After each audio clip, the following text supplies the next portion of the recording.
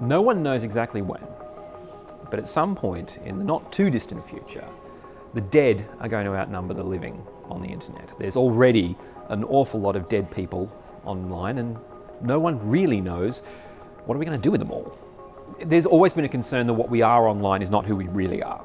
There's always been a concern that we present our best face online, but we sort of do that anyway, right? We sort of do that when we talk to anyone. We do a certain amount of identity performance.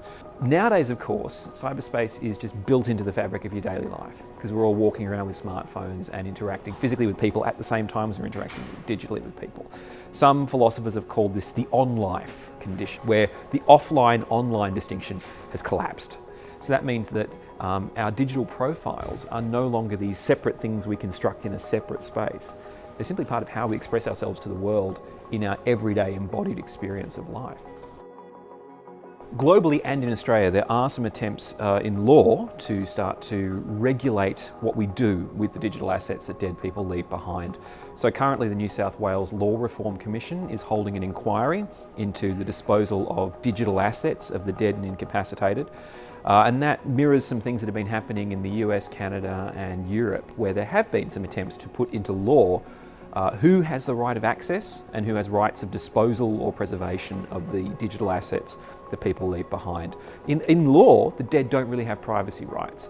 Ethically, and of course I'm a philosopher, so I'm interested in the ethical aspect of this, there are good reasons to think that in fact we do have privacy rights that survive death. But we also sometimes do need for our information to be accessible for our survivors in order for them to manage our digital legacy. So there's very much a tension there that no one's quite worked out how to solve yet. One of the things, of course, too, is that when we store the dead and preserve the dead, they become vulnerable, for instance, to things like identity theft, right?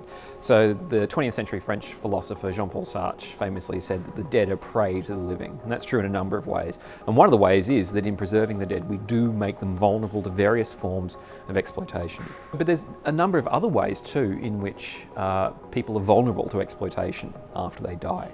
So one thing that's been envisaged quite a lot is, can we take the online traces that you leave and not just preserve them or memorialize them, but actually reanimate them, right? So, and that has been the realm of fiction for a long time. There have been various startups that have tried it and they haven't been very good. But we are now getting to the point where it is possible to take your online presence that you've left a lot in text form and in image form and feed that into an AI bot that will be able to interact with people in a way that sounds like you. One of the problems with working out what to do with the digital dead is that there is this assumption that there's just infinite space and we can just keep storing the things that people leave. And that, I think, does fit into certainly an argument that I've made, which is that we should retain all this information that people leave unless there's a really good reason to delete someone. And of course, at some point too, the companies that run this stuff are entitled to turn around and say, well, we didn't sign up to be a digital graveyard, right? We just signed people up so they could communicate. We have contracts with people and those contracts finish when those people die. So why should we continue storing this data indefinitely? I think ultimately, because part of what we are is what we are online, retaining that, keeping a record of that, is to a certain extent preserving the person themselves.